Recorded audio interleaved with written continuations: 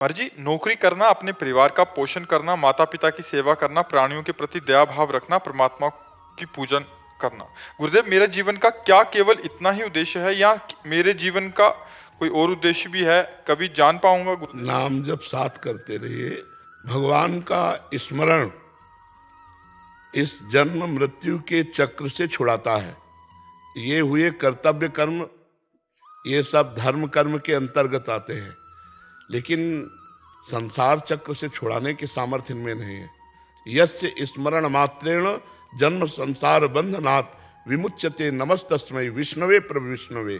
जिनका स्मरण मात्र जन्म संसार चक्र से हमें पुनरपि जननम पुनरपि मरणम पुनरपि जननी जठरे शयनम, ये जो चक्र चल रहा है, इस चक्र से मुक्त होने के लिए भगवान का स्मरण निरंतर अत्यंत आवश्यक है।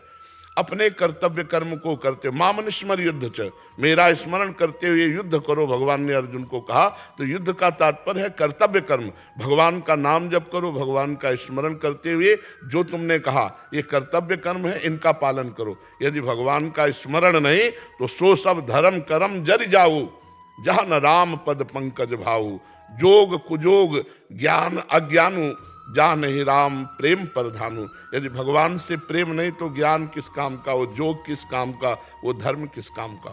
समझ पा रहे हैं आप? नाम जप स्मरण करना अत्यंत आवश्यक। हमारे जीवन का लक्ष्य है भगवद स्मृति। अगर भगवद स्मृति विहीन जीवन है तो किसी काम का जीवन नहीं, चाहे कोई भी हो। भगवद स्मृति ही खास बात है। भगवद स्मृति हरिशरणम हरिशरणम, राधा राधा, राम राम, कृष्ण कृष्ण, हरि हरि। जो नाम प्रिय हो वो नाम आप निरंतर जपते रहो। जपते हो नाम? हाँ, निरंतरता में लाओ। उठते बैठते चलते फिरते खाते पीते सोते जागते हर समय हम मधुर मधुर भगवान का स्मरण कर रहे हैं। ये जीवन का परम लक्ष्य है। मानो जीवन साधन धाम मोक्ष कर द्वारा, पाए न जे परलोक सम्हारा।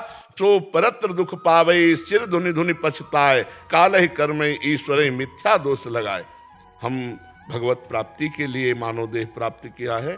ये सब कर्तव्य कर्म तो साइड के हैं, प्रधान कार्य है भगवत प्राप्ति, और वो होगा भगवत स्मरण से। आप समझ पा रहे हैं?